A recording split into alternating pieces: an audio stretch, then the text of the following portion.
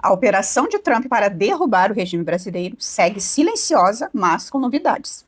Após conseguirem mandar a Débora dos Santos e outro para casa e arquivarem um dos inquéritos do Bolsonaro, agora eles passaram para a fase dos vazamentos estratégicos para desestabilização.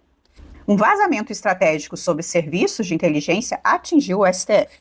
Mais uma etapa do soft power americano contra o regime. Um depoimento que estava sob sigilo imposto por Alexandre de Moraes foi vazado nesta segunda-feira. O vazamento é altamente sensível, pois envolve questões estratégicas entre Brasil e Paraguai. A ABIN brasileira espionou ilegalmente empresas e o próprio governo do Paraguai. Sei que muitos vão falar, mas um serviço de inteligência serve para isso mesmo, não é verdade? Seria se não estivéssemos no Brasil. Aqui nós temos leis absurdas para tudo. E aqui o nosso serviço de inteligência não pode usar meios ilegais. No caso, o hackeamento é ilegal, sem autorização judicial. Então, por mais que isso não possa parecer, a princípio, isso é um problemão sim. E não é à toa que Alexandre de Moraes tentou abafar e não determinou um novo inquérito para investigar o caso. Só que o Alexandre de Moraes arrumou essa confusão sozinho, pois esse depoimento surgiu por causa das apreensões que ele mandou fazer contra agentes da ABIN. Vocês lembram daquela conversa de ABIN paralela? Pois é. Ele resolveu procurar tanto para incriminar Bolsonaro e Ramagem que acabou encontrando outra coisa que não tinha nada a ver com Bolsonaro. Com aquele pepino nas mãos, ele optou por não fazer nada. Mas agora, alguém com muito poder e capacidade de espionagem resolve liberar essas informações. Lembram dos vazamentos das imagens do 8 de janeiro que derrubaram o G. Dias?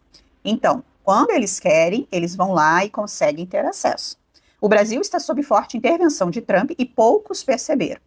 Vamos entender melhor. Semana passada teve a admissão da denúncia do inquérito do golpe. Durante a sustentação oral dos advogados da defesa do delegado Ramagem, afirmou que se relaciona com as funções institucionais da ABIN de zelar pela segurança do processo eleitoral, porque é um tema de soberania do Estado. A ministra Carmen Lúcia rebateu, dizendo que urnas são de outro poder. Eu disse que essa função se relaciona às funções institucionais da ABIN, cuidar, zelar pela segurança do processo eleitoral, porque é um tema de soberania do Estado. Anotou urnas, e urnas são de outro poder. Não vou nem entrar no mérito da ministra não compreender o que é Estado e o que é poder. O comentário dela, por si só, não tem o menor sentido, pois o TSE não pode se sobrepor aos interesses nacionais. Mas esse não é o ponto do vídeo. O ponto é que a tal ABIN paralela não se sustenta. Se ela não se sustentar, é mais um importante enfraquecimento do processo, pois sem a delação do Cid e com outros elementos perdendo a credibilidade, a tendência é não dar em nada.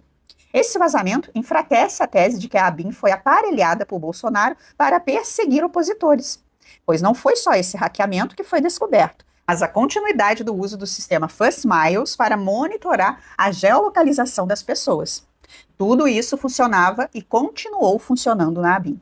O vazamento mostra que um servidor com 20 anos de casa participou de uma complexa operação de espionagem contra outro país e, principalmente, contra o gabinete da presidência do Paraguai. A espionagem foi em 2023, sob Lula, e seguiu até ano passado, quando Lula fechou um acordo com o Paraguai.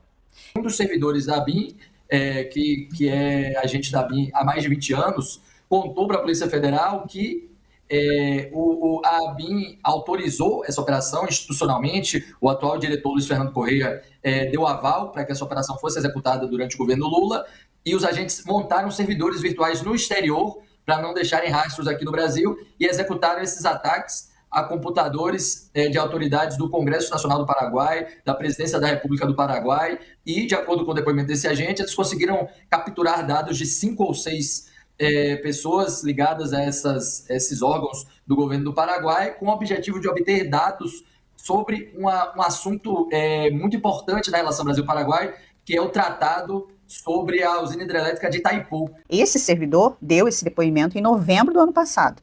O que o Departamento de Inteligência da PF e o STF fizeram? Nada.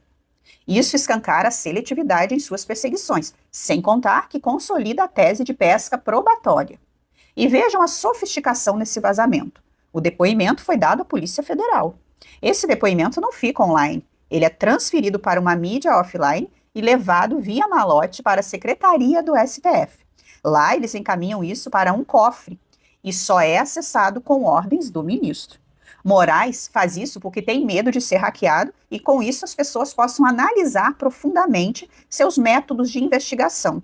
Então, tudo é mantido offline. Mas então, como conseguiram ter acesso a isso? Bem, se você for a CIA, isso é muito fácil por um motivo bem simples. Os depoimentos, em grande maioria, são feitos usando o Google Meet.